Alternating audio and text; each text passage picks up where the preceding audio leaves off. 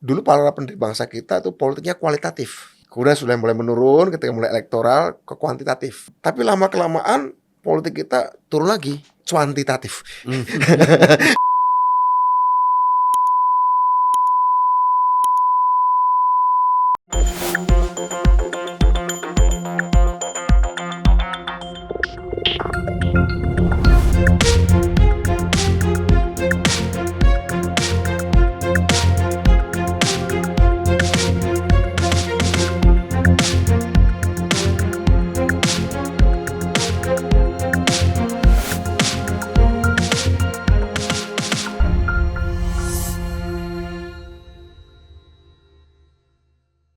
Bismillahirrahmanirrahim.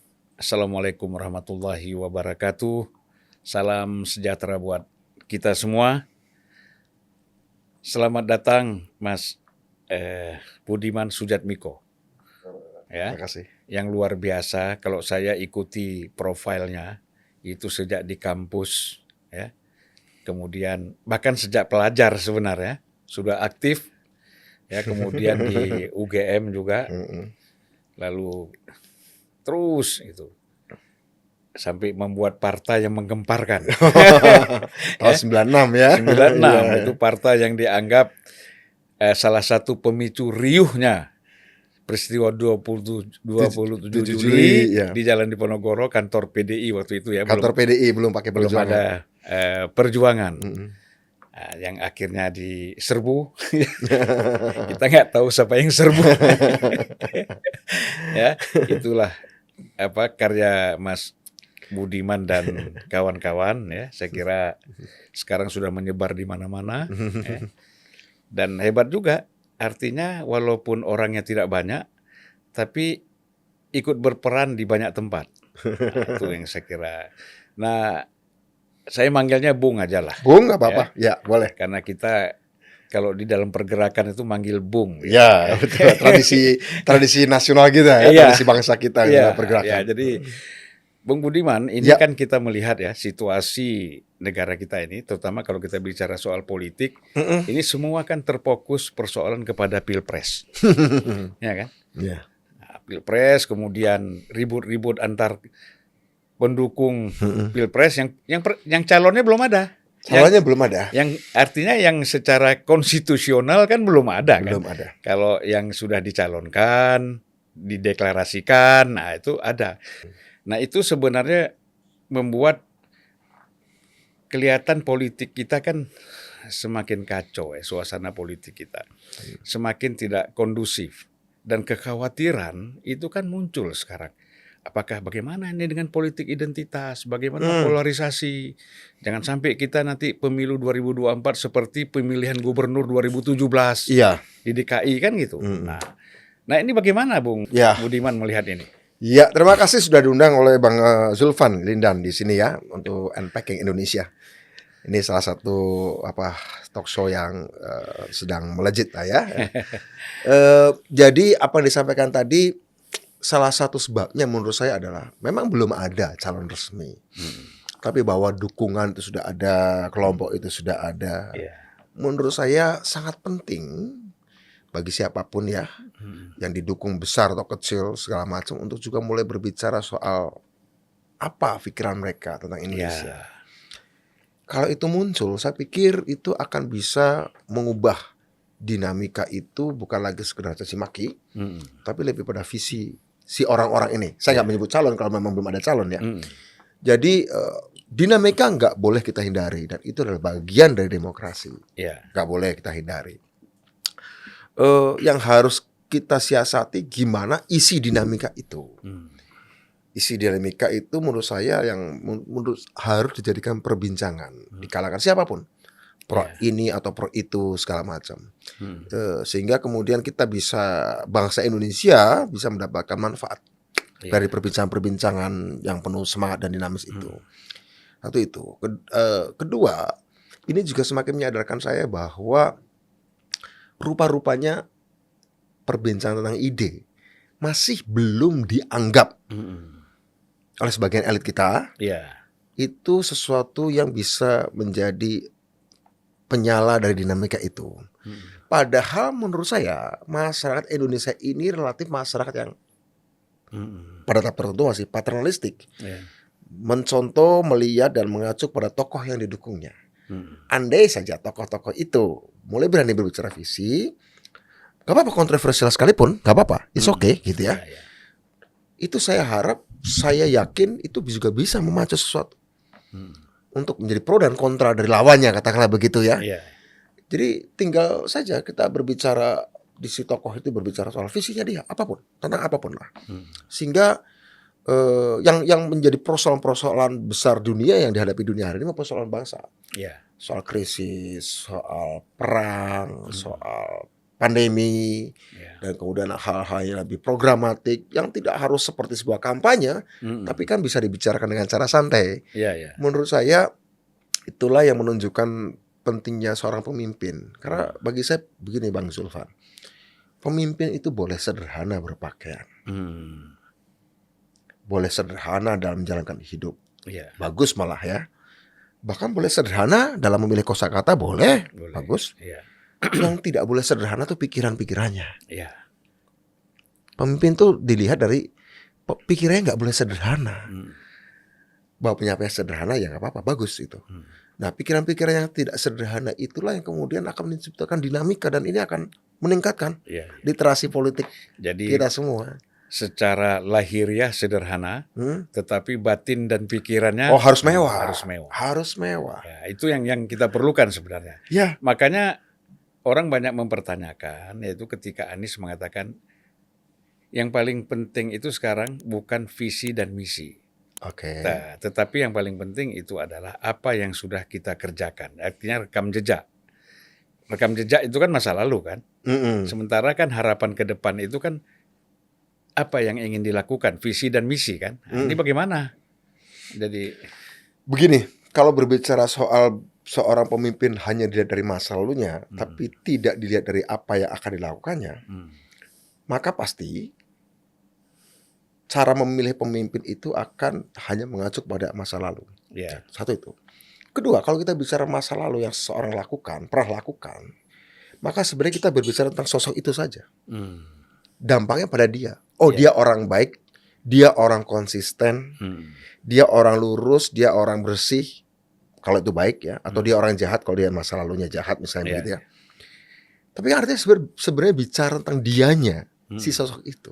Sementara kalau seorang yang dianggap akan jadi pemimpin itu bicara masa depan, dia berbicara tentang semua. Bahwa inilah yang akan kita alami. Inilah yang akan berdampak pada dirimu kalau aku jadi pemimpin. Jadi orientasinya orientasi publik, bukan orientasi kekerenan personal, bukan orientasi personality saja. Karena kepemimpinan itu kan hubungan antara pemimpin dengan yang akan dipimpinnya, ya. Hubungan antara keduanya itulah yang menurut saya akan memberi dampak pada masyarakat. Bukan cuma si sosoknya, ini sosok bersih, ini sosok konsisten. Yes, itu perlu, sangat perlu. Integritas sangat perlu. Tapi kalau bicara apa juga digabung dengan bicara apa yang akan saya lakukan, visi misi yang seperti ini, maka di dalam misi dan visinya dia itu aku ada di mana? Si rakyat boleh bertanya gitu dong. Aku akan diuntungkan atau tidak? Aku akan dibela atau tidak? Diadvokasi atau tidak? Atau aku bagian dari yang tidak dia bela? It's okay. Dalam demokrasi periode kepemimpinan terbatas. Ada batasan anggaran segala macam, budget constraint, anggaran yang terbatas ya, waktu yang terbatas, maka wajar seorang pemimpin mengatakan saya tidak bisa menyelesaikan semua masalah dalam waktu 5 tahun dengan anggaran terbatas. Tapi saya memilih menyelesaikan masalah-masalah ini, bahwa dalam apa yang akan saya perjuangkan, kepentinganmu, aspirasimu tidak masuk, ya itu pilihan ideologiku. Karena saya ingat Bang Zulfan, waktu saya dulu pertama kali dicalonkan DPR, saya mengatakan kayak gini, saya tidak bermaksud mewakili kepentingan seluruh rakyat di dapil saya. Tapi dengan waktu terbatas, saya ingin memilih kepentingan orang desa. Itu yang saya prioritaskan dalam 5 tahun ke depan misalnya. Kenapa itulah saya waktu itu kampanye tentang perlunya undang-undang desa. Karena ini yang saya jadi pilihan. Setidaknya untuk periode 5 tahun ke depan, setidaknya seperti itu. Itu adalah pilihan politik. Nah, orang harus berani mengatakan, oh ya berarti kamu tidak layak kupilih karena dalam visi misimu aspirasiku tidak ada dicantumkan. It's okay. Yeah. Dia diberi kesempatan demokratis untuk memilih lawannya yang mungkin mengakomodasi kepentingan. Saya kira itulah disitulah kekayaan demokrasi. Kekayaan demokrasi adalah ketika pemimpin tidak sempurna. Begitu. Ya, jadi kalau kita lihat semangat reformasi ya, kalau kita ikuti dari awal, ini kan ingin melahirkan atau ada pemimpin yang berbeda jauh dengan Soeharto, ya, dengan cara gaya kepemimpinan yang kita bilang otoriter, ya, monolitik, ya, kemudian demokrasi kita terpasung, monolog juga, monolog tidak ya, dialog ya, tidak ada dialog kan. Nah ini kan tidak boleh terjadi setelah reformasi. Nggak boleh. Nah oleh karena itu saya melihat dengan kita tidak merasakan ya ada calon-calon pemimpin yang tidak mengutarakan visi dan misinya dengan jelas kepada para publik, yang jelas ini adalah pemilihnya kan gitu. Pemilihnya. Ini berarti kita bisa bilang reformasi dalam hal ini gagal ya? Reformasi dalam pengertian prosedur-prosedur demokratis. Dalam hal pelembagaan suksesi kepemimpinan, dalam hal penguatan trias politika sudah dikatakan berhasil. Boleh dikatakan berhasil. Kita jauh lebih maju dari banyak negara tetangga kita di ASEAN. Ya, pastinya itu ya. Tapi memang dalam artian isinya, ya, dalam artian isinya memang belum sepenuhnya. Karena itu saya melihat bahwa karena ada tradisi politik kita, politisi kita yang agak menjauh dari tradisi para pendiri bangsa. Yang sampai sekarang saya masih penasaran. Kenapa kebanyakan politisi kita malas baca? Kenapa para politisi kita malas berdiskusi yang substantif? Bukan sekedar debat kusir ya, seperti kita saksikan. Tapi bagaimana referensi dan wawasan kebangsaan dan keduniaan itu betul melekat loh dalam tradisi pendiri bangsa kita ya. Ini di mejanya Bang Sulvan ada tokoh-tokoh yang kita tahu, pemimpin partai, aktivis-aktivis, dan mereka menghasilkan karya-karya. Tan Malaka, ada Bung Kancil Sultan Syahrir, ada Bung Karno di bawah bendera revolusi. Ini karya yang secara intelektual bisa didebat, bisa digugat, bisa disetujui. Tapi ini juga adalah orang-orang praktisi loh nih, membuat partai, keluar masuk penjara, tapi berdebat dengan referensi yang luar biasa. Saya baca buku di bawah bendera revolusi SMP nih, SMP nih. Jadi saya mengenal alam dan semesta berpikir Bung Karno itu, meski waktu itu dia belum keluar negeri, tapi dia bisa bercerita tentang revolusi Prancis, bisa bercerita tentang revolusi Amerika, revolusi Rusia, macam-macam. Tan Malaka juga, apalagi begitu ya. Jadi menurut saya ini pikiran mereka untuk Indonesia nih Bang. Tapi ketika Indonesia sudah dibentuk, saat diisi kok kita kehilangan ya, dengan kualitas-kualitas pemikiran seperti mereka. Ini sampai sekarang saya masih penasaran. Ya apa mungkin begini, misalnya orang bicara soal ideologi, ya, bicara soal nasionalisme, bahkan bicara agama seperti Islam. Ini kan kebanyakan orang bicaranya dalam bentuk sloganistik. Ya, atau kata orang dulu ini ideologi dibicarakan dalam bentuk lip service. Lip service ya. Tetapi tidak bicara kembang lambe kalau saya bilang ya. Kalau cewek bilang kembangnya lambe, bunganya mulut saja. Tapi kan tidak dipahami secara baik, apalagi untuk mewujudkannya kan. Padahal bangun negara itu ideologi sangat penting. Sangat. Nah kalau orang mengatakan kan sekarang seperti Bung Budiman bilang tadi kan, bagaimana kita mau bicara soal ideologi, sementara diskusi-diskusi yang sederhana saja tentang persoalan bangsa yang muncul ini, itu kan sama sekali boleh kita bilang tidak digubris ya oleh para politisi secara umum gitu kan. Nah sehingga tentu ada kekecualian ya. Makanya oleh karena itu munculnya orang-orang seperti Bung Budiman, ya, muncul seperti orang Fahri Hamzah, misalnya orang, ya termasuklah ada orang seperti Adian, ya, ada orang seperti Akbar Faisal misalnya, Refli Harun itu kan dianggap loh kok aneh nih ada orang kayak begini gitu. Karena sebagian besar itu sudah memang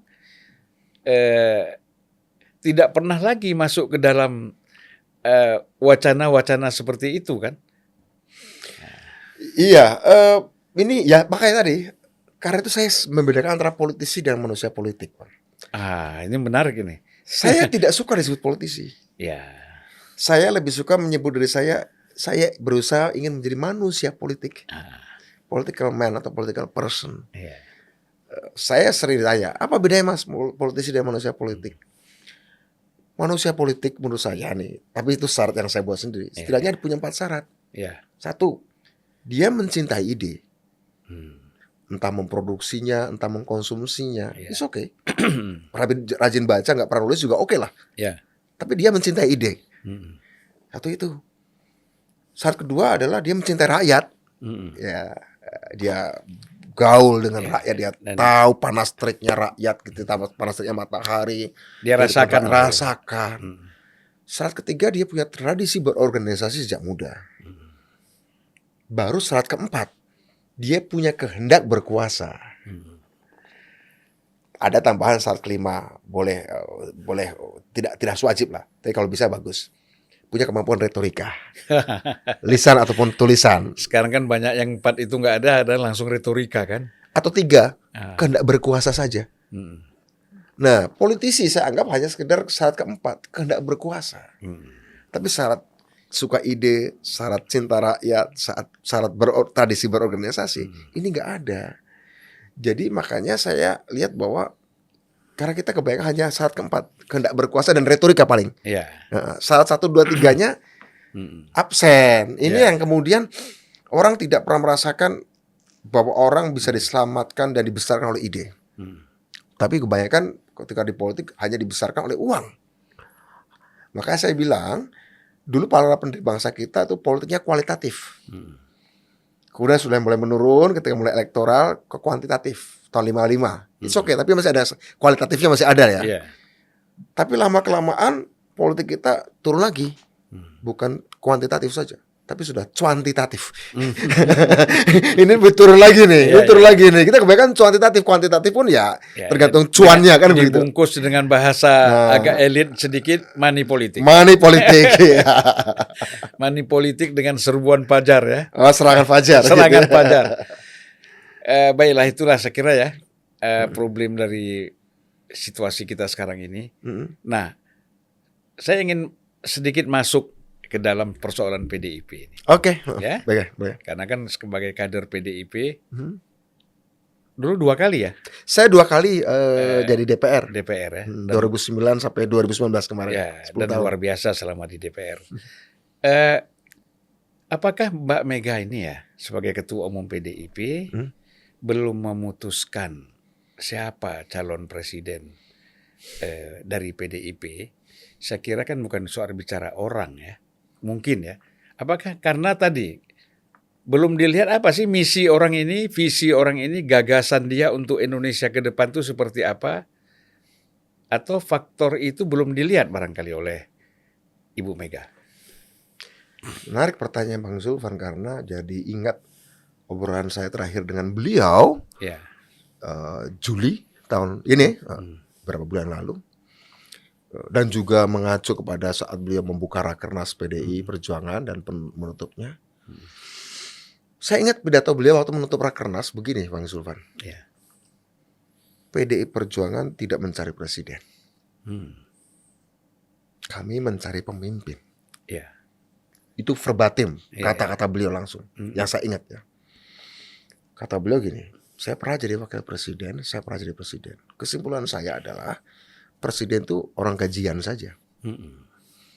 Ketika selesai dapat pensiun. Seperti saya dapat pensiun. Bapak harus memilih pensiun sebagai wapres atau presiden. Dan dia, Bu Mega memilih sebagai presiden, dia bilang kan.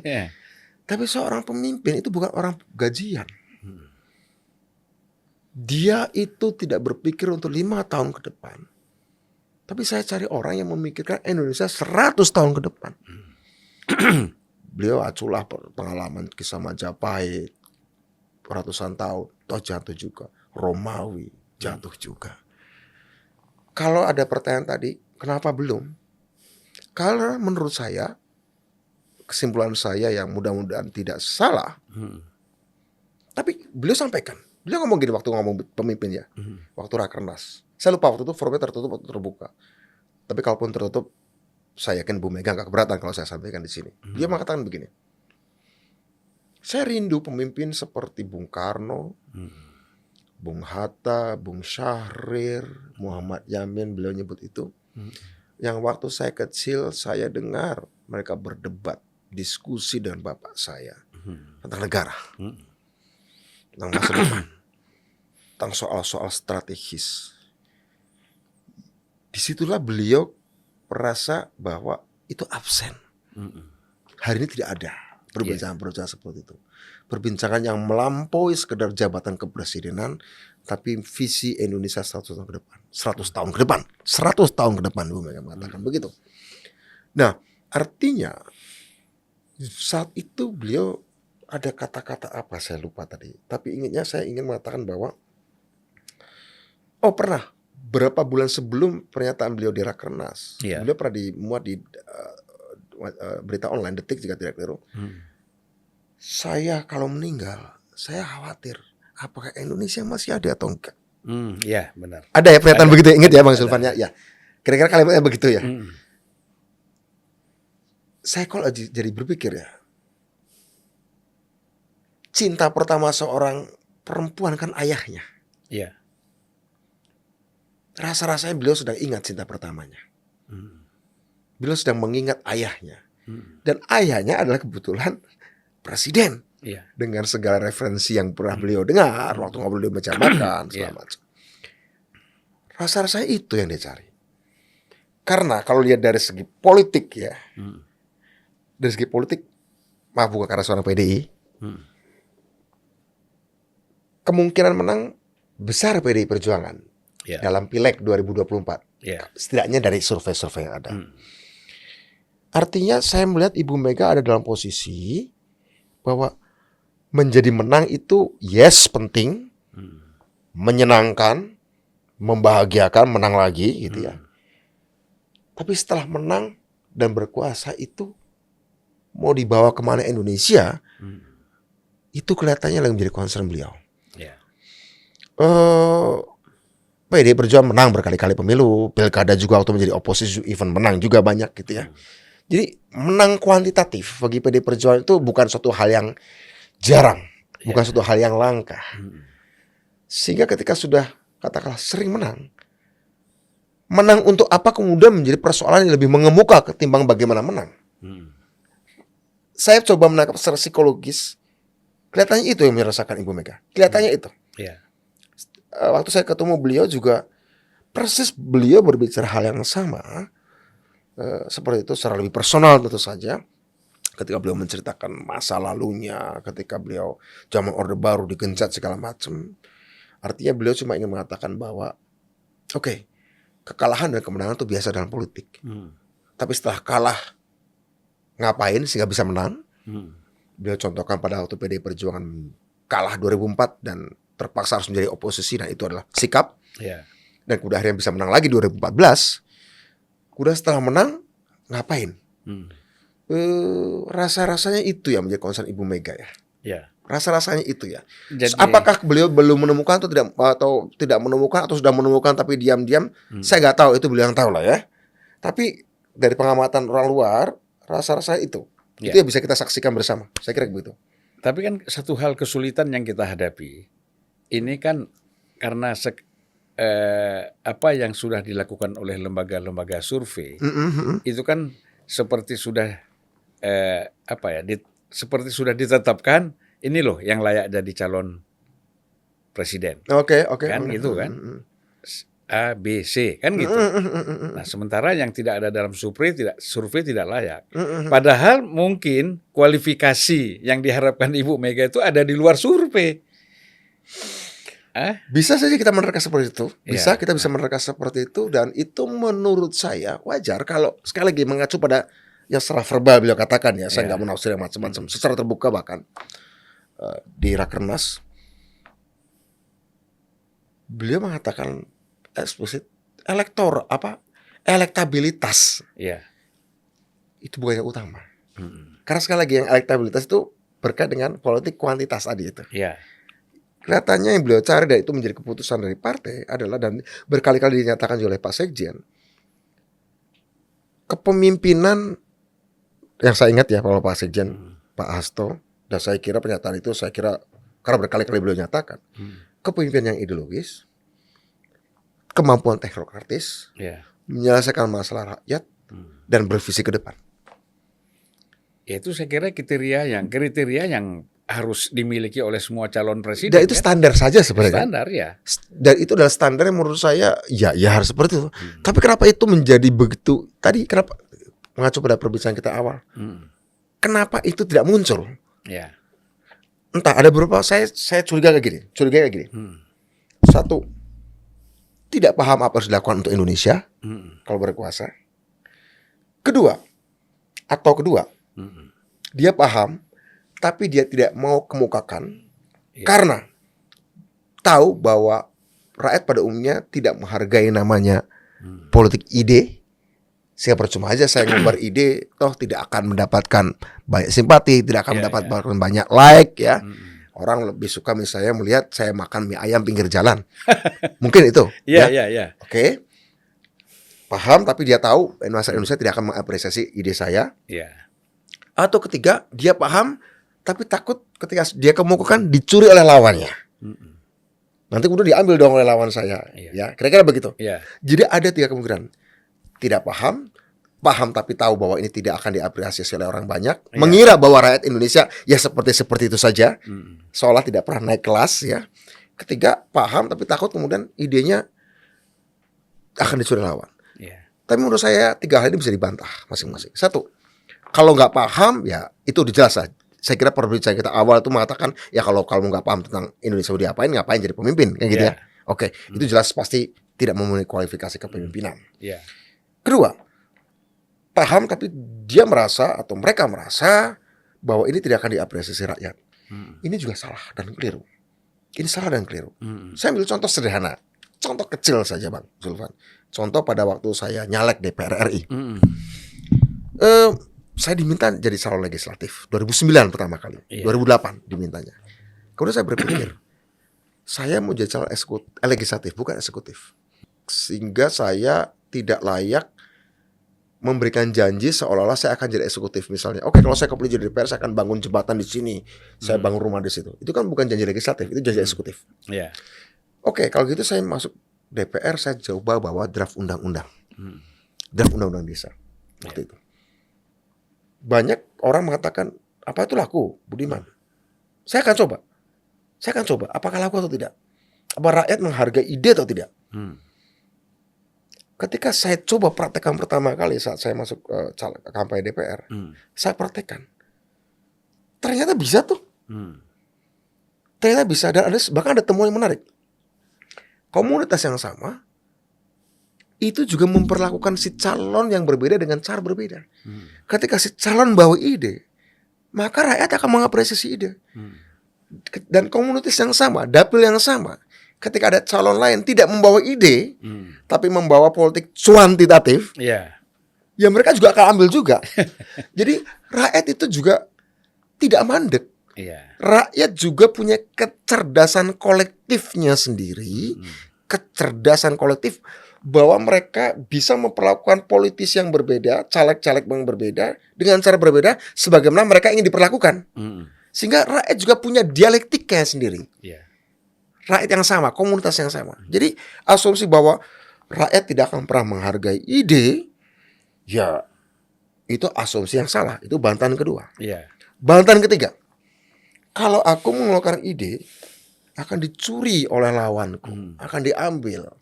Karena dia punya asumsi lawanku oportunis, nggak jelas ideologinya, yang penting nampak menarik dan akan diambil. Menurut saya itu menunjukkan bahwa dia sebenarnya miskin. Orang yang takut dicuri idenya, artinya dia tidak punya stok ide yang banyak. Idenya hanya sedikit dan begitu berharganya ide itu, sehingga ketika diambil lawan dia akan kehabisan. Bagi saya itu ya nggak siap. Seorang sekali saya katakan, pemimpin itu boleh sederhana dalam berpenampilan, tapi tidak dalam pikiran.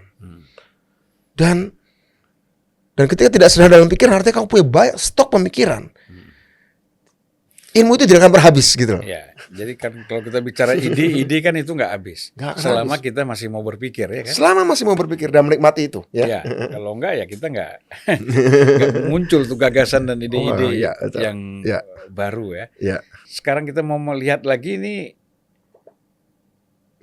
kalau kita rasakan ya, Ya. kita rasakan kalau dulu kan kita ingat, mungkin Bung Budiman masih juga terlibat dalam diskusi-diskusi politik, bahwa betapa pentingnya yang namanya middle class itu kan, Iya, kelompok menengah itu terdidik ya. terdidik di dalam menjaga demokrasi ataupun mereka bisa bergerak melakukan sesuatu untuk perubahan Betul. politik yang lebih sehat, lebih baik kan. Betul. Tapi nampaknya kan sekarang nih kelas menengah nggak pernah lagi ada dibicarakan, nggak penting ya. Bagaimana nih? Kenapa ini hal seperti ini terjadi?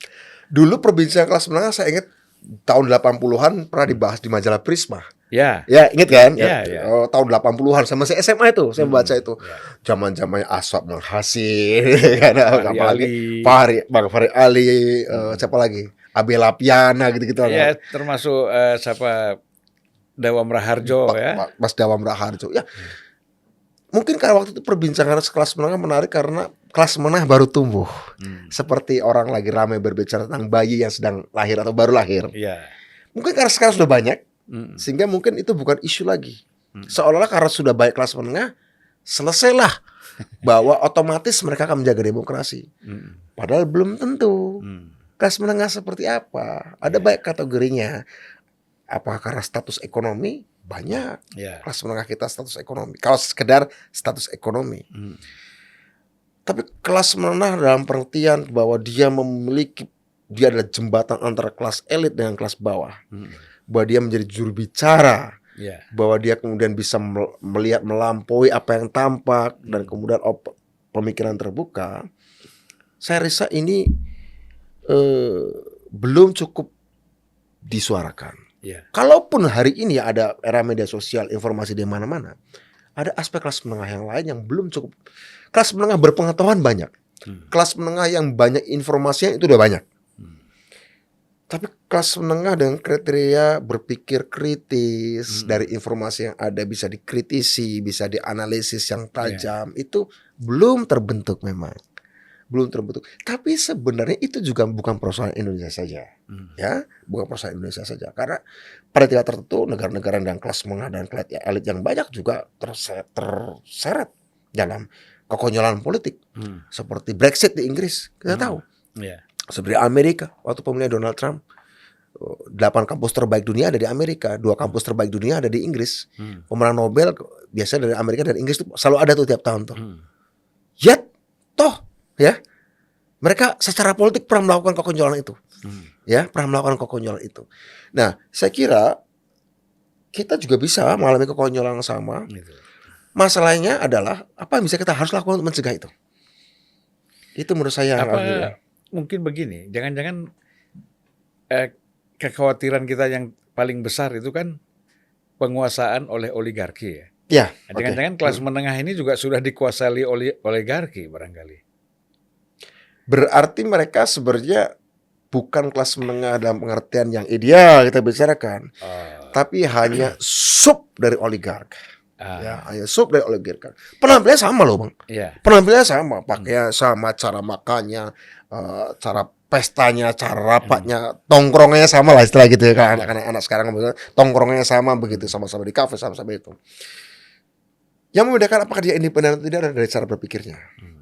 Dia berbicara dengan tajam tidak, dia berbicara dengan kritis atau tidak, dan kemudian dia tidak hanya sekedar bicara soal aku bagaimana naik kelas, aku bagaimana naik gaji, aku bagaimana naik revenue-ku, tapi kelas menengah yang mampu mencari cara-cara baru untuk menghasilkan kekayaan dan kesejahteraan.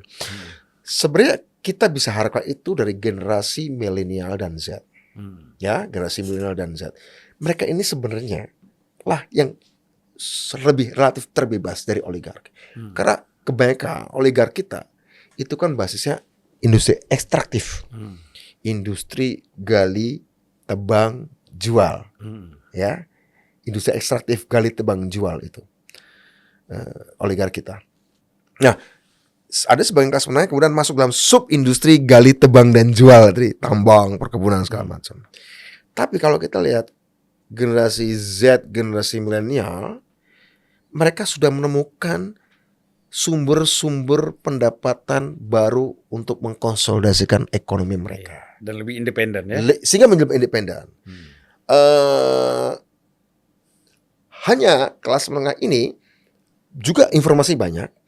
Cuma memang karena kebanyakan informasi sehingga kadang-kadang waktu yang mereka pakai, mereka habiskan untuk memahami sebuah isu kadang-kadang terlalu cepat. Ya, karena informasi banyak banget. Ya, mungkin yang harus diperbaiki, harus ditingkatkan dari kelas menengah ke milenial dan Z ini adalah berpikir kritis. Informasi itu bisa dia pilah. Nah, menurut saya ini juga tantangan. Saya berharap banyak dari milenial dan Z karena potensi mereka yang sudah lebih independen secara ekonomi, dan kedua dari kuantitatif mereka. Mereka kan 54% pemilih di 2024. Ya, jadi menurut saya kita berharap banyak lahir kelas menengah yang dalam pengertian ideal itu dari mereka, begitu. Organisasi kita itu jadi subnya kebaikan, jadi subnya oligark gitu ya. Ya, sekarang ini kan kita agak sulit memilih ya. Kalau bicara dari lembaga survei hanya ada 3 orang. Ya, Prabowo, Ganjar, dan Anies. Itu tidak pernah bergeser dari 3 figur ini, kan gitu. Nah, terus terang saja, kalau kita bicara dari kualifikasi yang Bung Budiman sampaikan tadi, menurut saya 3 figur ini juga agak jauh itu. Saya nggak mau judgmental, saya tidak mau menghakimi. Siapa tahu mereka adalah bagian yang tidak berbicara visi karena dari 3 tadi ya.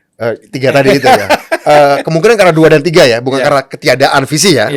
Kalau yang paling parah kan nomor 1 tadi, memang betul-betul nggak ngerti. Mungkin mudah-mudahan karena 2 dan 3. Tapi siapa tahu ya mereka tidak bicara karena ketakutan rakyat tidak akan mengapresiasi mereka. Menurut saya just give it a try. Cobalah. Kalau nggak berani mencoba, bagaimana kamu akan tahu rakyat ini benar atau tidak? Kita punya anak misalnya. Saya kalau mendidik anak saya kasih persoalan paling susah apa dari tema pelajaran yang paling dia sukai. Misalnya matematika atau fisika. Saya kasih problem yang paling susah dari bidang itu. Kalau dia suka, dia akan cari tahu itu. Rakyat itu kalau suka. Saya ambil contoh Bang Silvan. Bung Karno. Tahun 20-an, tahun 30-an, tahun 40-an. Kita tahu. Rakyat Indonesia, rakyat Hindia Belanda pada waktu itu pendidikan berapa banyak sih yang bisa sekolah? Tapi apa yang Bung Karno katakan? Yang Bung Karno tulis di pikiran rakyat yang terkumpul di bukunya ini. Tahun 20-an, 30-an. Dia berbicara persoalan dunia. Padahal mayoritas rakyat marahan yang dia bela, baca aja nggak pernah. Tapi dia bicara tentang Nazi, dia bicara tentang Marxisme, dia bicara tentang kapitalisme, dia bicara kolonialisme dengan istilah-istilah asing. Dan kemudian ketika Bung Karno jadi presiden, saya kadang tahun 90-an ketika dulu mengadvokasi petani di Jawa Tengah, ya perkebunan, bela petani waktu itu tergusur. Ketemu orang-orang tua, saya tahu mereka pasti pendidikannya secara formal rendah. Tapi mereka bisa paham apa yang dimaksud oleh Bung Karno tentang tahun-tahun vivere pericoloso. Tentang apa itu eksploitasi dolong pahlong. Apa itu samenbundeling van alle revolutionary krachten, bahasa Prancis, bahasa Latin, bahasa Belanda. Si orang desa yang rumahnya gubuk itu, yang saya ajak ngobrol tentang petani, tentang penggusuran, dia paham bahwa kata-kata itu meskipun asing, itu kata-kata yang bertenaga dan bercahaya karena berbicara tentang aku yang marahan si miskin. Artinya apa? Jangan menganggap bahwa rakyat paham sesuatu karena aku paham artinya, enggak. Bukan arti kata per kata. Tapi ketika diucapkan oleh orang yang diucapkan oleh orang yang dipercaya, dia tahu ini pasti tentang saya. Hubungan pemimpin kan gitu dengan rakyat, bukan seperti guru dengan murid ya, beda ya. Beda ya. Jadi kan saya itu ya, ini menarik ini, Bung ya. Kalau artinya ini kan menjadi satu bukan problem ya, harus dipahami oleh para calon pemimpin kita. Tantangan untuk misalnya begini. Rakyat ini ketika Bung Karno pidato, saya kan masih ngalamin. Iya masih, saya nggak ngalamin kan? Itu saya di Medan. Oh Medan ya. Itu semua tukang becak berhenti. Yap. tukang becak, tukang bakso, tukang jual, semua berhenti pegang radio transistor itu. Pada transistor ya. Mendengar pidato Bung Karno sampai selesai. Disiplin mereka. Disiplin. Nah, jadi kalau kita lihat dari situ, sebenarnya tadi hubungan pemimpin, kalau rakyat itu sudah suka sama pemimpin, nggak perlu juga jalan-jalan ke seluruh provinsi, ya kan? Bikin rame-rame yang kemudian itu menimbulkan konflik. Tetapi cobalah mulai, bicara dari, kalau podcast kan masih terbatas. Iya, kan? iya. Nah, TVRI kita membuat program, misalnya bagaimana ide pikiran-pikiran pemimpin ini disampaikan sehingga rakyat itu memahami dan mencintai dia atas dasar pikirannya itu. Pikirannya kan, dia. Yang pikirannya itu adalah untuk membela saya. Ya. Kan seperti saya katakan tadi. Hubungan antara pemimpin dengan rakyat itu tidak seperti hubungan antara dosen dengan mahasiswanya atau guru dengan murid di kelasnya. Enggak. Ya. Jelas kalau guru pada muridnya, dosen pada mahasiswa adalah membuat kognisi, pengetahuan, cara berpikir si muridnya itu masuk gitu ya, ilmunya ya, tentang ilmu ekonomi, ilmu apapun. Kalau pemimpin tidak. Pemimpin membuat rakyatnya paham itu karena rakyat paham karena ide si pemimpin adalah untuk membela dirinya. Untuk membela nasibku gitu, kira-kira begitu, untuk perjuangan nasibku. Nah, inilah yang belum berani ditembus. Entah karena ketiadaan referensi si pemimpin-pemimpin atau ketiadaan keberpihakan yang tulus. Karena itu rakyat nangkap kok. Sehingga tidak yakin. Nggak yakin. Padahal kan kalau kita lihat semua nabi lah sampai kepada Nabi Muhammad. Ya. Kalau kita bicara kan mereka tuh rakyat yang juga tidak bisa memahami secara intelektual secara keilmuan, epistemologi nggak ada urusan, nggak ngerti ya. Tetapi kok mereka mendukung, mereka mencintai, mau mati buat ini. Trust, percaya. Iya. Nah ini menurut saya ya. Jadi sekarang ini teknologi semakin canggih, informasi semakin banyak. Tanpa kita datang ke satu kampung pun dengan teknologi yang ada orang bisa menyerap, tetapi tidak kita lakukan. Kita lebih senang datang, ya kan? Karena begini, mungkin seperti tadi, mencintai rakyat dianggap kita berkunjung kepada mereka, sementara nasib mereka tidak kita perbaiki. Ini kan saya tidak menyalahkan kunjungan ke rakyat, Bang. Itu enggak gini. Sekali lagi, rakyat juga berevolusi. Kenapa dulu pendekatan belusukan Pak Jokowi itu begitu jadi fenomenal? Karena sebelumnya pemimpin tampak berjarak dengan rakyat. Ya. Atau sebelumnya tradisi yang cukup lama hanya ada tradisi mobilisasi. Ya, tradisi mobilisasi itu, ya kan? Jadi pemimpinnya diam, rakyatnya di gebiah-gebiah supaya bergerak ngikuti si pemimpin itu, mobilisasi namanya, kira-kira gitu. Jadi pemimpin pasif, rakyat disuruh aktif. Pak Jokowi menjadi fenomenal ketika rakyat di tempat, akulah yang aktif mengunjungi. Maka belusukan kan sebenarnya membalik itu, bukan rakyatnya yang bergerak, tapi pemimpin yang bergerak mengunjungi. It's okay. Aktif ya. Aktif pada masa itu. Tapi kan saya di zaman itu bergerak, Bang. Kalau tadi mobilisasi adalah pemimpinnya diam, rakyat disuruh bergerak, mobilisasi. Kemudian Pak Jokowi membongkar dengan, oke, rakyat di situ, aku yang aktif. Ini tesanya kalau istilahnya, ini tesisnya, Pak Jokowi antitesisnya. Terus besok apakah harus ke tesa lagi? Enggak. Harus ke sintesa, Bang. Jadi apa tuh? Pemimpin dan rakyat sama-sama bergerak. Pemberdayaan lah di situ harusnya. Pemberdayaan, literasi, dibantu oleh teknologi. Itulah yang saya maksud itu ada perkembangannya, ada solusinya. Betul. Jangan rakyat dibikin sebagai objek politik kan gitu. Kan jangan seperti itu ya. Artinya rakyat harus dilihat sebagai sebuah kekuatan yang subjek bersama-sama dengan si pemimpin bisa melakukan perubahan. Baiklah, Bung Budiman, kita ini harus beralih ke satu isu yang baru lagi ini. Siap. Itu tentang rencana DPR ini akan melakukan pengesahan terhadap RKUHP. Nah, ini kan dianggap beberapa pasal yang memang kontroversial ya, menyangkut dianggap menghambat demokrasi, kemudian soal penghinaan pejabat dan lembaga negara misalnya. memang ada perubahan, Ya. tetapi dianggap substansinya Pak tidak. Jokowi kan mengatakan tidak jangan masuk di wilayah itu. Itu Pak Jokowi sendiri yang mengatakan begitu ya kemarin, nggak usah dimasukkan wilayah itu. Jadi menurut saya Pak Jokowi juga mendengar aspirasi itu. Tapi memang menurut saya gini, KUHP ini ya kita harus ganti untuk mewarisi warisan kolonial kita ganti. Ya. Tapi betul-betul ini harus substantif betul Ya. dan betul-betul sesuai semangat zaman begitu ya. Jangan sampai mengesankan otoriterisme begitu ya. Jangan menciptakan elitisme pejabat, seolah pejabat itu orang yang maksum gitu ya, tanpa bersalah ya. Nggak boleh juga kayak gitu ya. Saya kira kita semakin sama demokrasi adalah dalam semangat demokrasi siapapun boleh salah, siapapun boleh dikritik, dan batasan menghina atau tidak menghina memang sangat karet ya. Itu harus diperhatikan jangan sampai terjadi seperti itu. Kedua, di era informasi sekarang susah untuk mencegah sebuah ide berkeliaran di masyarakat. Ini ada di handphone kita gitu ya. Ada di handphone kita semua ide itu seperti itu. Ya, pasti kita tidak boleh mengganti dasar negara. Tidak boleh mengganti dasar negara. Tidak boleh mengubah pembukaan UUD 45. Itu pasti. Tapi menurut saya, kita lihat Indonesia ini kan lahir juga dari kekayaan pikiran, pemimpin-pemimpin dari yang konservatif sampai yang progresif yang bisa saling menghargai satu sama lain. Ya. BPUPKI adalah sebuah arena tempat di mana orang pemimpin-pemimpin Indonesia lahir dari tradisi intelektual dan tradisi ideologi yang bermacam-macam. Tapi akhirnya sepakat Pancasila. Nah, sepakat Pancasila ya kan sebagai dasar negara. Saya kira ini yang tidak boleh dibatasi. Tidak boleh dibatasi. Yang harus kita tolak adalah tentu saya penggunaan kekerasan.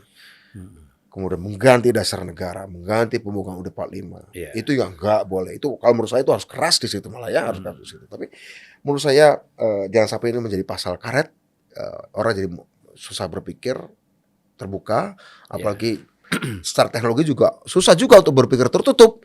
Berpikir terbuka nggak boleh, tapi berpikir tertutup juga nggak mungkin.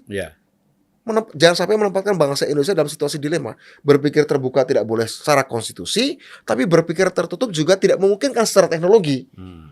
Nah ini kan menghadapi situasi yang kayak gini nih yang menurut saya harus dipikirkan betul-betul oleh para perancang RUU KUHP itu, yang sampai terjadi kemandegan begitu. Nah ya itu artinya kan kalau itu terjadi, saya kira kan benturan-benturan di tengah masyarakat kita kan semakin besar. Itu. Ya. Bukan hanya vertikal, tetapi horizontal juga bisa terjadi pro kontra kan. Horizontal, vertikal, dan Indonesia sebagai negara majemuk, kemungkinan dan kerentanan pada konflik horizontal lebih banyak daripada negara-negara yang homogen ya. Kalau negara homogen paling vertikal saja. Kalau yang heterogen, horizontalnya lebih baik bahkan daripada yang vertikal begitu ya. Nah jangan sampai ditambahin yang vertikal pula gitu kan. Itu lebih bahaya lagi. Nah jadi kalau misalnya Pak Jokowi mengatakan jangan masuk ke wilayah itu, berarti pengesahan ini harus ditunda. Saya kira Pak Jokowi sebagai kepala negara harus bersikap ya. Saya kira beliau sudah bersikap bagus juga ketika jangan sampai wilayah soal penghinaan segala macam itu dimasukkan segala macam. Menurut saya itu saya kira beliau mendengar artinya ya. Mudah-mudahan beliau juga dapat masukan-masukan. Saya kebetulan kenal juga orang di sekeliling beliau yang orang seperti Mas Soekardi ya, Rinake, orang seperti Mas Pratik. Saya pikir mereka dari tradisi intelektual, Mas Pram dari tradisi gerakan. Mas Soekardi dari tradisi intelektual dan gerakan juga ya. Mas Pratik juga dari tradisi akademis. Saya kira orang-orang ini yang kita bisa harapkan untuk bisa memberikan masukan pada Pak Jokowi. Pak Muldoko juga sebagai KSP ya, seorang jenderal yang tidak punya masalah dengan masa lalu pelanggaran HAM. Jadi saya pikir juga akan lebih terbuka menyampaikan pada beliau. One Team Press kita juga orang seperti Habib Lutfi, orang seperti banyak lah yang menurut saya juga berpikir terbuka. Yang penting jangan ganti Pancasila, jangan ganti NKRI, jangan ganti demokrasi. Nah itu kan persoalan lagi tuh. Kalau kita masuk sedikit persoalan Pancasila. Dari dulu kan kalau kita bicara bahwa kita pertahankan Pancasila, ya pembukaan Undang-Undang Dasar 45, ini kan dianggap sebagai terlalu sakral. Ya. Padahal kan yang dimaksud kita tahu lah ya. Artinya bahwa betapa sulitnya kita menyatukan kemajemukan ini menjadi seperti ini sekarang ya, dengan berbagai pengorbanan yang ada. Sangat banyak pengorbanan itu. Nah sehingga kalau kita bicara perubahan, saya nggak tahu ini mungkin Indonesia ini tercerai-berai, udah nggak ada lagi NKRI. Waduh, itu adalah titik optimal kita sebagai orang Melayu bisa bersanding dengan orang Papua, dengan bisa bersanding dengan orang Bali, dengan orang Flores, dan orang Jawa. Itu titik optimal.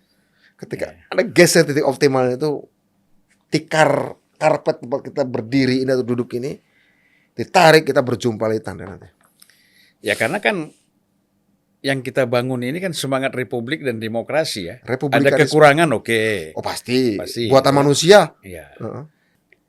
Jadi kalau memang undang-undang ini tetap ingin disahkan ya dengan kondisi yang ada, artinya apa yang disampaikan tadi keinginan Pak Jokowi ataupun orang-orang dekat, tapi DPR tetap mengesahkannya besok, itu siapa kira-kira yang diuntungkan dengan kondisi isi undang-undang seperti itu? Saya tidak tahu persis ya grup-grup atau individu-individu yang diuntungkan, tapi menurut saya yang dirugikan pasti banyak. Yang diuntungkan persis tidak tahu karena orang untuk dapat keuntungan dari sebuah produk hukum itu kan bisa sangat situasional, tergantung dari kelincahannya untuk bersikap oportunis terhadap sebuah produk undang-undang. Karena undang-undang seperti itu kan bisa dipakai oleh siapa saja untuk menggebuk lawan.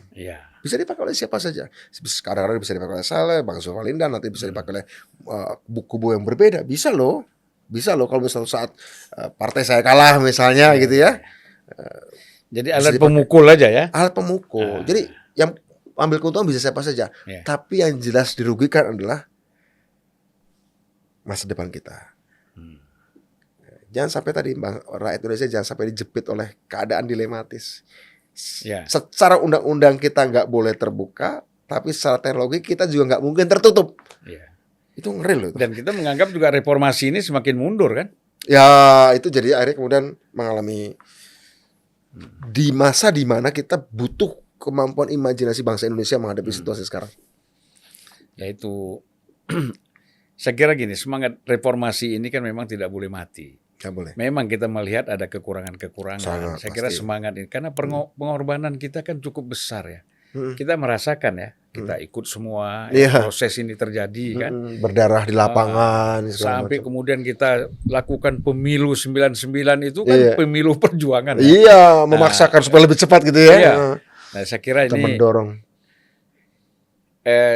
Boleh kita merasakan ada kegagalan dan kekurangannya dari reformasi ini, tapi jangan kita menganggap ini tidak ada. Jangan balik juga ke masa lalu. Jangan balik ke masa lalu, lebih bagus, lebih enak zaman Soeharto daripada sekarang, itu bahaya kan? Ya karena kita tidak pernah bicara definitif masa depan seperti apa yang mau kita raih. Kalau kita banyak anak muda di sini di Indonesia nih, sudah sifat anak muda itu idealis kan?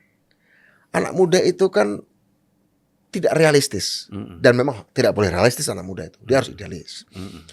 Nah ketika dia idealis pasti ada ketidaksukaan dengan situasi yang ada. Seperti kita pramuda, kita tahu kita selalu ingin keluar dari kenyataan hari ini.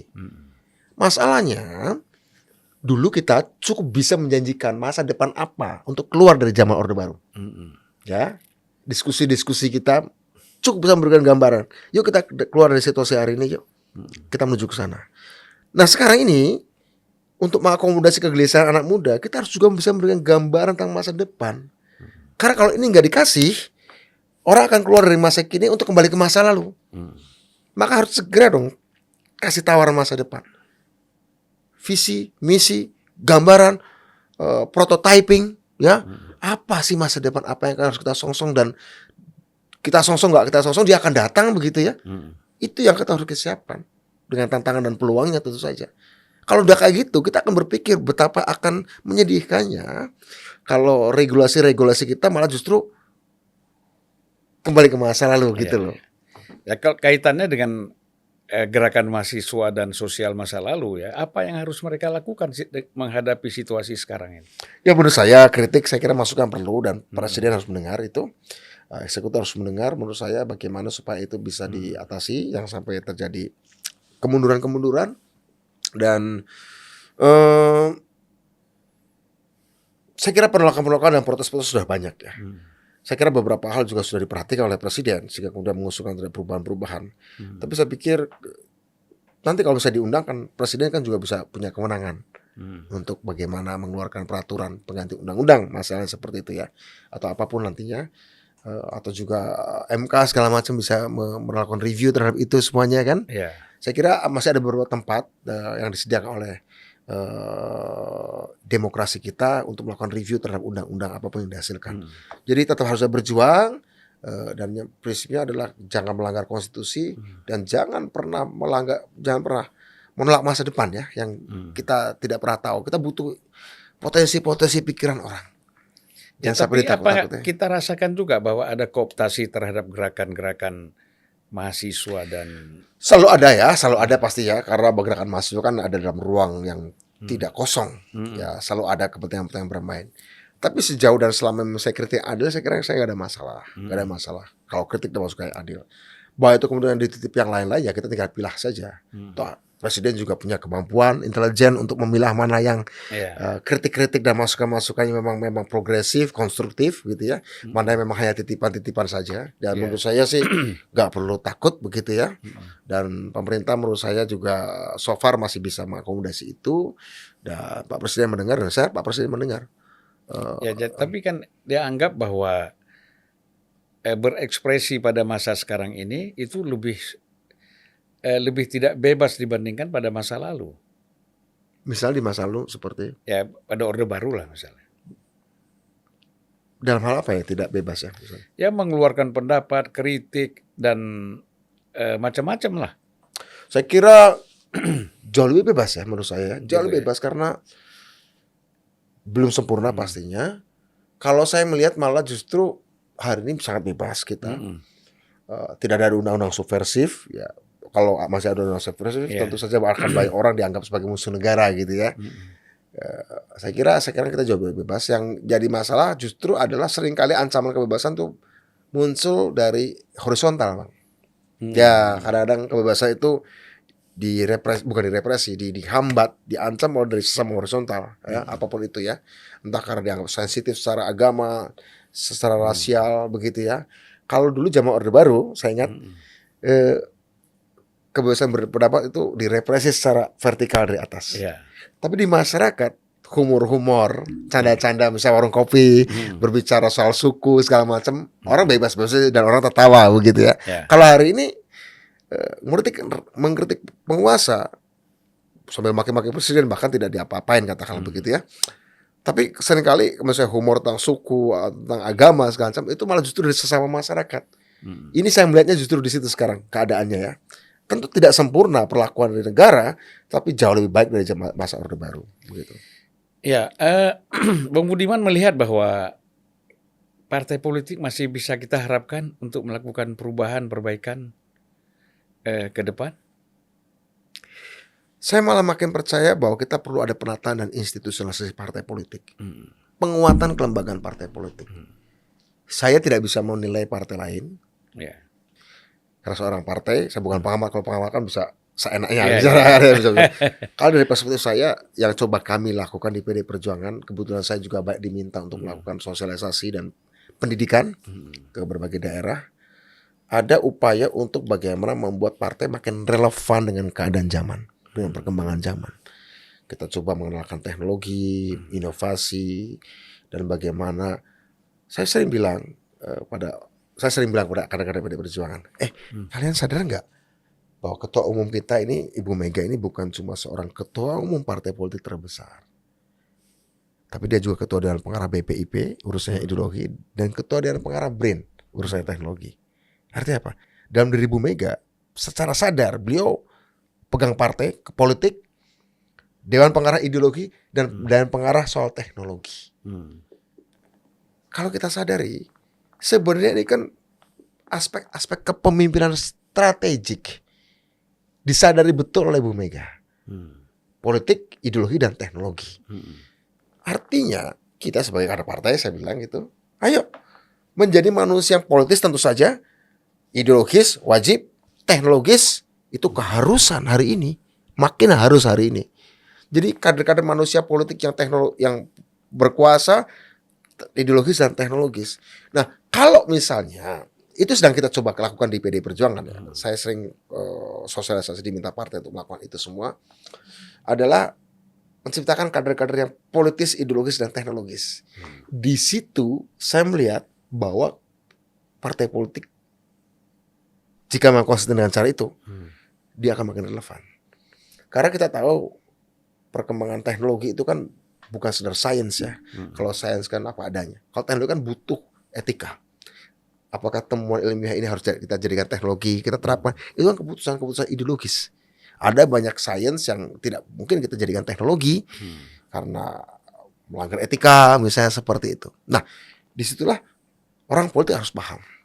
Harus paham apa dampak-dampak etis dari teknologi. Dan ketika menolak atau menerima dengan pertimbangan etis sebuah teknologi diterapkan atau tidak, ya, itu menurut saya butuh keputusan-keputusan ideologis. Ya. Begitu. Jadi prinsip-prinsip itu tadi, ideologis, kemudian teknologi dan politis ya, itu memang untuk partai-partai seperti PDI Perjuangan itu bisa gampang diserap dengan kualifikasi pemimpin yang ada kan gitu. Tapi kalau kita lihat misalnya partai-partai yang dikuasai oleh para pedagang, mungkin pikiran-pikiran seperti itu nggak penting. Sepakat. Sepakat. Itu ya. Iya, sepakat apa yang dikatakan oleh Bang Zulfan. Sepakat. Karena itu menurut saya sepakat. Dan itu yang keperhatian saya. Partai politik tentu harus pragmatis karena dia harus memenangkan suara. Tapi bukan berarti oportunis. Pragmatis dan oportunis itu berbeda, Bang Zulfan. Pragmatisme itu etis loh. Bahwa dia harus membuat sesuatu yang ideal menjadi terlaksana, ya dengan batasan-batasan yang ada. Itu wajib pragmatis. Kalau nggak pragmatis terkucil nanti partai itu, ya kan? Terkucil cuma jadi partai radikal nanti kan. Harus pragmatis. Kalau oportunis, urusannya hanya untung rugi secara kuantitatif. Kalau pragmatis kan kuantitatif nih. Kalau pedagang, ya dalam artian cuan saja, ini bisa benar-benar limbung. Manuvernya bisa goyang kanan, goyang kiri tanpa ada jejak dan tanpa ada karakter. Ini yang memang keberatan saya. Makanya saya sayangkan kenapa Bang Zulfan keluar dari PDI Perjuangan itu aja. Saya tuh nggak pernah keluar dari PDI. Oh gitu ya. Kalau orang bicara keluar itu kan karena ada masalah. Ada masalah. Saya tahu Bang Zulfan nggak ada masalah. Saya tahu nggak. Saya tahu Bang Zulfan nggak ada masalah. Cuma kok hilang, lu kok udah di tempat lain. Kebetulan saya aktif, kemudian ya diajak untuk mendirikan partai, saya ikut aja. Ya itu yang kalau saya tidak bisa menilai yang lain, saya nggak tahu ya. Tapi kalau di kami lagi coba membangun itu, dengan mengacu tadi perbincangan perkataan Bu Mega yang tadi ya. Ya saya kira itu kan nanti juga sangat bergantung kepada sebagian elit dan kadernya ya, mampu nggak menangkap itu kan gitu. Tidak semua elit partai ataupun kader partai bisa menangkap itu secara utuh kan gitu. Saya sering bicara kayak gini Bang Zulfan. Kebetulan sekjen kami itu barusan selesai doktoral geopolitik. Ya, Mas Hasto. Ya, menurut saya penting seorang pemimpin itu paham dua ilmu, sejarah dan geopolitik. Benar, setuju saya. Sejarah itu tentang waktu, geopolitik itu tentang ruang. Nah, menurut saya kalau seorang pemimpin partai politik, pemimpin negara tidak paham sejarah tentang waktu dan tidak paham geopolitik tentang ruang, itu pasti akan tersesat. Apalagi kalau urusannya cuma sekedar untung rugi. Nah, untungnya Bu Mega tuh sangat suka sejarah dan sekjen kami Pak Hasto belajar geopolitik. Ya. Itulah asiknya. Dicombine jadi lengkap ya. Ruang waktu kalau dalam fisika itu kan space time. Dan kesempatan berdialog juga banyak ya. Ya, kesempatan terbuka ya. Itu yang paling penting. Bukan dialog receh ya, bukan dialog di sini jadi ini menang ini enggak. Mau pindah-pindah komisi jadi ketua komisi ya kan? Bukan yang itu.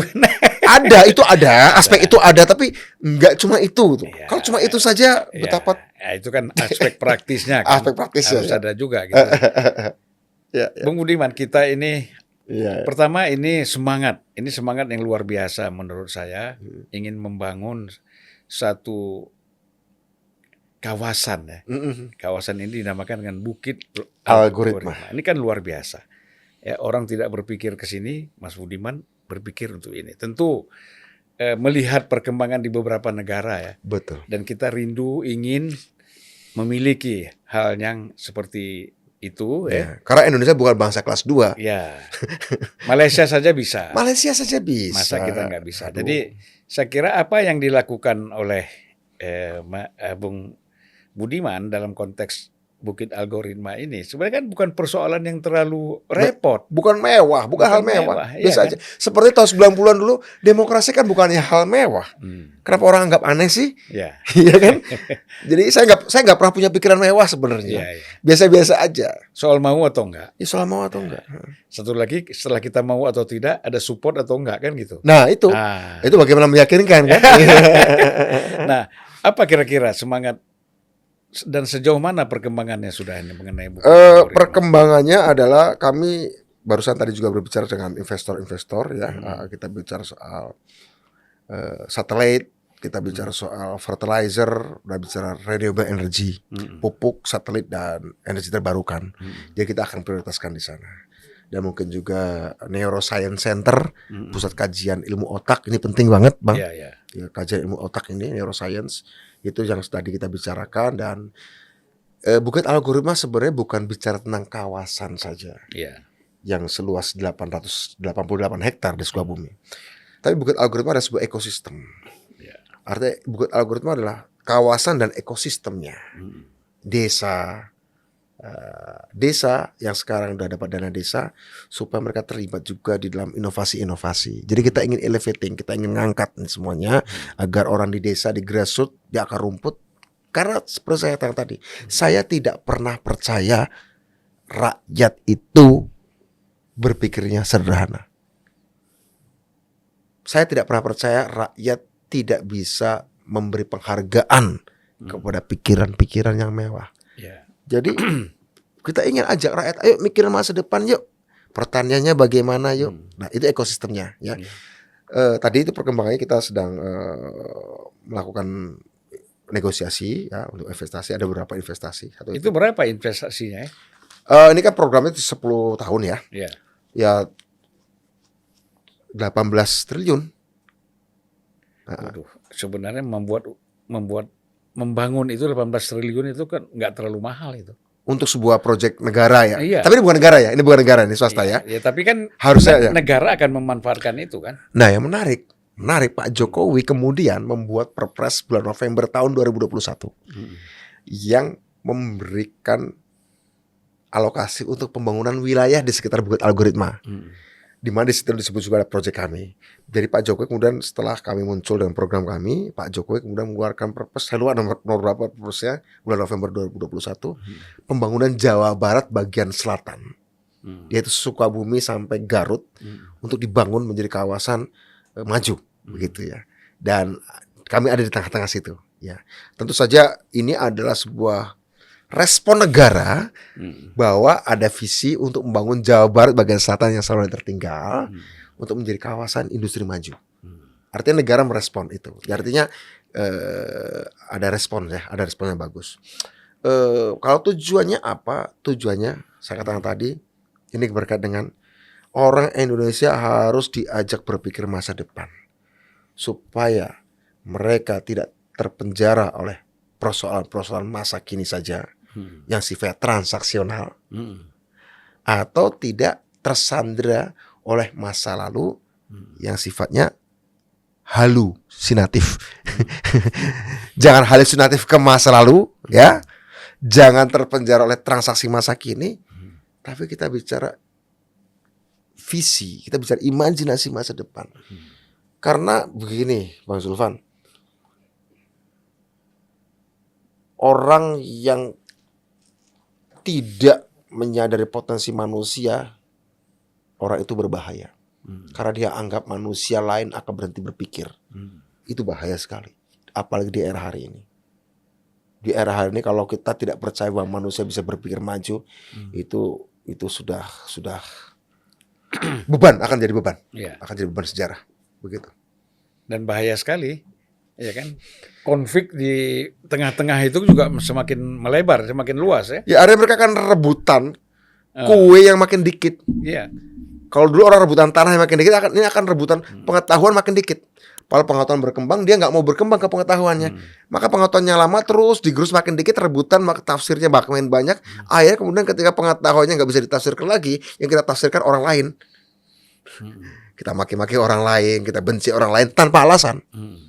Karena kita sudah tidak ada lagi nggak ada lagi pengetahuan yang bisa kita makan di situ. Karena kita nggak mau berkembang gitu. Ya. Nah, persentase ya untuk tadi Bukit Algoritma tadi untuk proyek ini, persentase dana pemerintah itu berapa persen? Tidak ada. Nggak ada ya. Swasta murni. Jadi swasta tadi siapa yang mau tadi? Ada beberapa dari pihak dari Kanada, ada juga dari China. Dan dalam negeri malah belum ada, Bang. Oh, kalau gitu saya harus bantu cari dari luar negeri juga ya. Boleh, terbuka. Terbuka.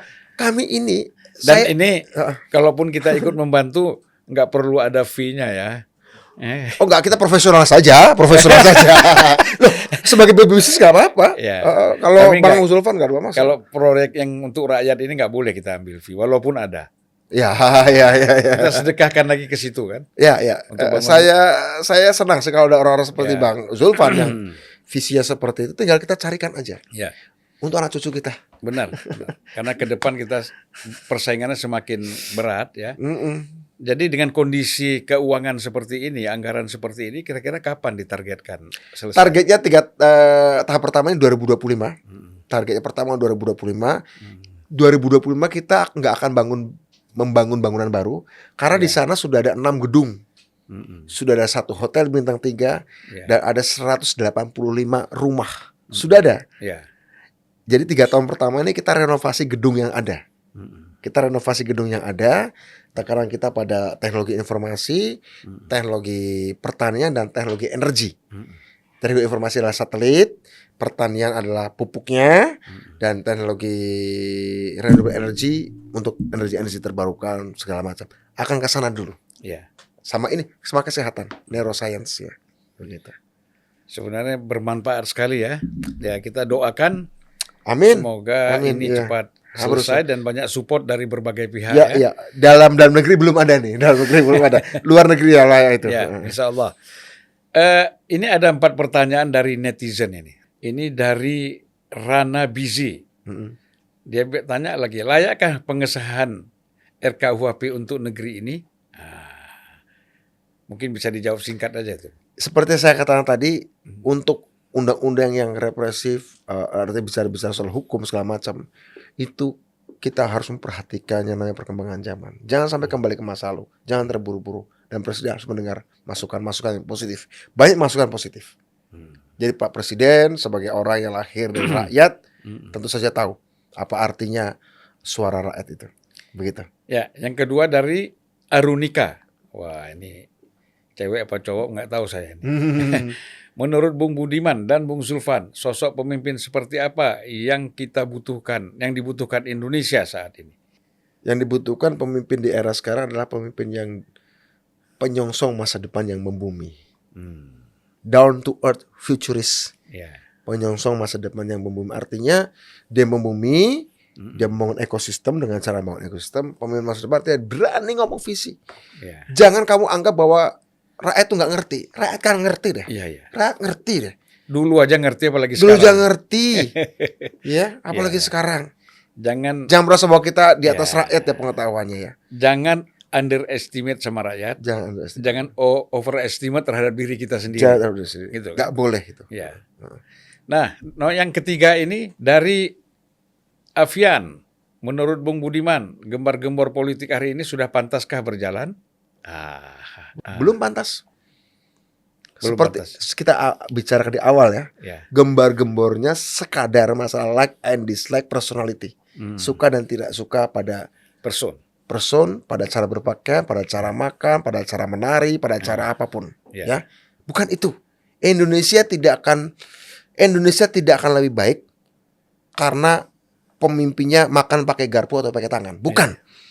Ya, bukan di situ. Tapi apa yang ada dalam kepalanya, rekam jejak dan visi, dua-duanya nggak boleh dipisahkan. Rekam jejak saja tanpa visi.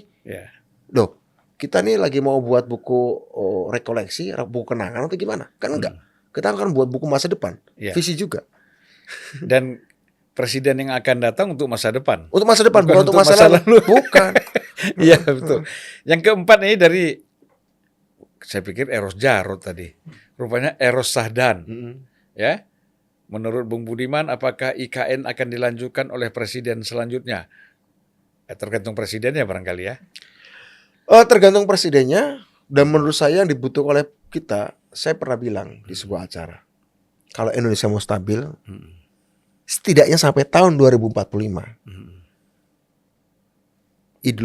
cara berpikir presidennya, kalau perlu partai politiknya jangan ganti dulu deh. Tetap dipilih secara demokratis. Tetap dipilih secara demokratis. Yeah. Kita butuh konsistensi.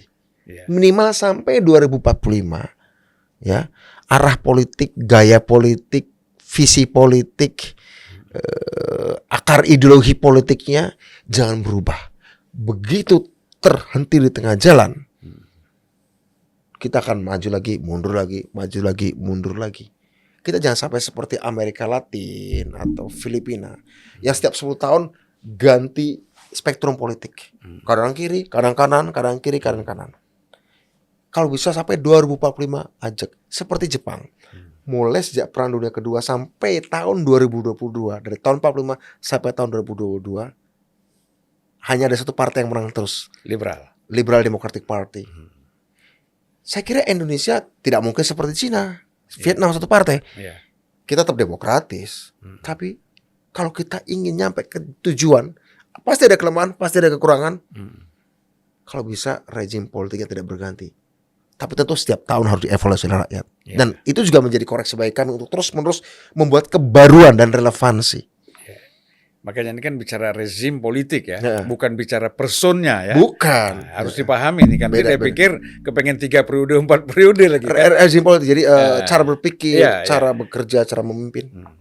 Saya kira kita merasakan ya, kalau anggota DPR ini banyak seperti Bung Budiman, dan kita harapkan ini mayoritas bukan minoritas di lembaga parlemen kita ya. Saya kira kita pasti banyak bisa melakukan suatu perubahan dan perbaikan. Tapi kalau kembali lagi, kalau urusannya transaksi, ya urusannya hanya sekedar ya bicara remeh-temeh, nah ini saya kira kita ke depan tidak akan mendapatkan apa-apa. Walaupun presidennya bagus. Ya, meskipun presidennya bagus. Kalau parlemennya lemah, ya lemah di sini atau tidak berkualitas. Tidak berkualitas maksudnya. Lemah ini karena tidak berkualitas, ya kan? Tidak mampu memahami persoalan bangsa dan negara dengan baik. Ya kasihan juga presidennya kan. Kalau saya kayak gini, saya punya prinsip. Jika ada orang cerdas atau orang berkualitas, tidak bisa jadi pemimpin, yang kasihan si orang itu. Tapi jika ada orang cerdas, orang tidak cerdas atau tidak berkualitas jadi pemimpin, yang kasihan rakyatnya. Jadi kalau ada orang berkualitas tidak jadi pemimpin, kasihan si orang itu. Tapi kalau ada orang yang tidak berkualitas jadi pemimpin, yang kasihan rakyatnya. Jadi korban. Jadi korban. Karena kebodohan itu. Tidak kualitasnya, tidak berkualitasnya itu. Gitu. Itu memang dari sejak dulu Nabi Muhammad udah bilang itu. Oke, iya. Jadi aku punya bahu ini dibebani oleh kebodohan. Kebodohan dan kemunafikan. Nah, sehingga yang korban itu umatnya kan gitu. Kalau ada pemimpin yang seperti itu. Betul. Kalau saya tambah lagi, Khalifah Ali bin Abi Thalib kan pernah bilang gini. Kebaikan yang tidak terorganisir akan kalah oleh kejahatan yang terorganisir. Kalau saya sedikit amandemen. Kebaikan yang tanpa ilmu akan kalah oleh kejahatan yang dengan ilmu. Betapa pentingnya ilmu gitu. Ya, artinya seperti polisi dengan penjahat ya. Gitu. Polisi bikin antinya, penjahat bikin lagi. Kejar-kejaran. Mungkin kita masuk ke closing statement, Bung. Apa yang bisa disampaikan terakhir mengenai terutama yang perlu diketahui kita mimpi-mimpi kita ini. Bung Budiman pastilah punya. Tadi kan bicara imajinasi ya. Nggak mungkin kita ini nggak punya imajinasi. Imajinasi saya, jika Indonesia suatu saat bangkit, dipimpin dengan pemimpin-pemimpin yang berkualitas terus-menerus, konsisten, Indonesia tidak akan sekedar menjadi seperti Korea. Hmm. Tidak akan menjadi sekedar seperti Jepang atau Eropa Barat. Iya. Kelasnya Indonesia itu Amerika, Rusia, dan Cina. Hmm. Kenapa? Kok sok yakin saya? Hmm. Besarnya Korea, besarnya Jepang, besarnya Singapura, besarnya Taiwan, besarnya Eropa Barat karena mereka mengandalkan sumber daya manusia saja. Hmm. Tapi tidak ditopang oleh sumber daya alam.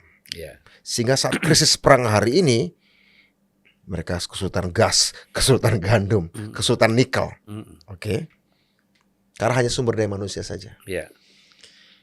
Kalau Indonesia bisa besar, bangkit, maka dia akan sekelas Amerika, Rusia, atau Cina. Karena apa? Ketiga negara itu menjadi superpower karena mereka ditopang oleh sumber daya alam dan sumber daya manusia berkualitas. Iya. Kita sudah punya ini sumber daya alamnya. Sumber daya manusianya. Tinggal sumber daya manusia ditambah. Iya. Maka kita terbangnya akan melewati Eropa, Jepang, Korea Selatan, Taiwan, Singapura, dan segala macam. Iya. Itu imajinasi saya. Imajinasi ini bisa didebat, bisa diargumentasikan. Tapi saya siap. Tapi yang penting ada dulu. Daripada sama sekali tidak punya imajinasi kan parah sekali. Oh, ya, ya. Ya. Para pemuda yang bersumpah tahun 28 kan juga berimajinasi Indonesia. Mereka tidak berpikir melahirkan Majapahit, membangkitkan Demak atau Kutai kan. Indonesia, imajinasi itu. Pemusik seperti John Lennon aja punya imajinasi. Imagine ya lagunya. Love People kan. Betul. Baiklah Bung Budiman, terima kasih banyak. Terima kasih. Ya, insya Allah kita ketemu lagi. Terima kasih. Ya, saya senang sekali. Terima kasih Dialog sudah diundang kita loh. pada malam ini. Iya. Ya, demikian. makasih. Terima kasih. Sudah diundang. Ya, Assalamualaikum. Waalaikumsalam warahmatullahi wabarakatuh. Ya.